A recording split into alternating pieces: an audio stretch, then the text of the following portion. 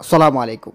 যারা আমরা ২ তালা ৩ তালা বা ৪ তালা ফাউন্ডেশন দিয়ে বিল্ডিং করি, অনেক সময় দেখা যায় আমরা ফাউন্ডেশন ৩-৪ তালা দেই ঠিকই, কিন্তু ১ তালা কইরা আর পরবর্তীতে আমরা হয়তো ২য় তলার কাজটা শুরু করি।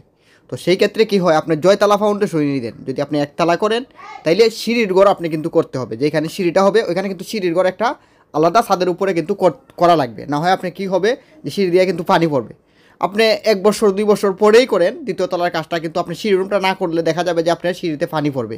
তো সেই ক্ষেত্রে আপনি যখন সিঁড়ি রুম করবেন, অনেক সময় দেখা যায় ১ বছর ২ বছর বা ৪-৫ বছর পরে যখন আবার দ্বিতীয় তলার কাজটা করা হয়, ফাউন্ডেশন দিয়ে যখন আপনি রাখবেন বাড়ির কাজ, তখন কিন্তু পরবর্তীতে আপনার একটা আশা থাকে যে আমি ২-৪-৫ বছর পরে দ্বিতীয় তলার কাজটা করব।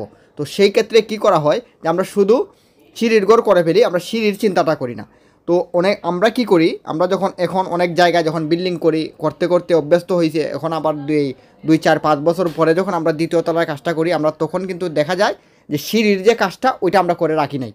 তো কি হয়েছে, পরবর্তীতে আমরা যখন কাজ করি তখন দেখা যায় যে দেয়াল টেয়াল বাইঙ্গা পিলার বাইঙ্গা তারপর আপনার ওই সিঁড়ির কাজটা করতে হয়। তো আমরা এখন থেকে কি করি, হয়তো মাজন সাহেবকে আমরা বুঝাইতে পারি যে আপনি যখন এই দ্বিতীয় তলার কাজ শুরু করবেন তখন কিন্তু সিঁড়ির ঘর কিছু ভাঙতে হবে, পিলার টিলার ভাঙ্গা লাগে। আর এখন আপনার হয়তো দেখা যায় সিঁড়ি রুম তো করতেই হবে, সিঁড়ির ঘর তো করতেই হবে দ্বিতীয় তলার কাজ যখন আপনি, বা একতলা যদি করেন সিঁড়ির ঘর না করলে তো আপনার পানি পড়বেই।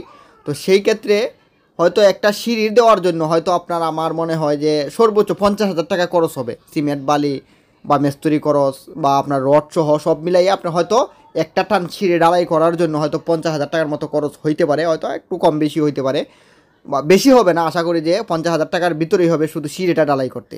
তো এখন সিঁড়ি ঢালাই করতে এখানে দ্বিতীয় তলার জন্য একটা টান সিঁড়ি ঢালাই কইরা রডগুলো আপনি হয়তো চাইলে একেবারে ৭ পর্যন্ত বাড়তি রাখতে পারেন, বা যদি মনে করেন যে বেশি দিন লেট হবে যে দ্বিতীয় তলায় কাজ করার জন্য, তাহলে আপনি ৩ ফিট পর্যন্ত বা ৩.৫ ফিট ২.৫ ফিট রড বাড়তি রাখতে পারেন। কারণ সিঁড়ির ঘরের বা সিঁড়ি ঢালাই করার ক্ষেত্রে সিঁড়ির রডগুলা হয়তো একেবারে নিচে সিঁড়ির লেপিংগুলো পড়তে হয়, আর না হয় একেবারে লম্বা রড রাখতে হয়, না হয় আপনার সিঁড়ির লোড কিন্তু মানায় না। তো এখন যদি আপনি একতলার দ্বিতীয় তলার জন্য সিঁড়ির রুমের সাথে একটা টান সিঁড়ি ঢালাই করে রাখা দেন, তাইলে আপনি পরবর্তীতে যখন দ্বিতীয় তলার কাজ শুরু করবেন তখন কিন্তু আপনার জন্য খরচও কম হবে এবং দ্বিতীয় তলার কাজটা করতে আপনার জন্য অনেক সুবিধা হবে।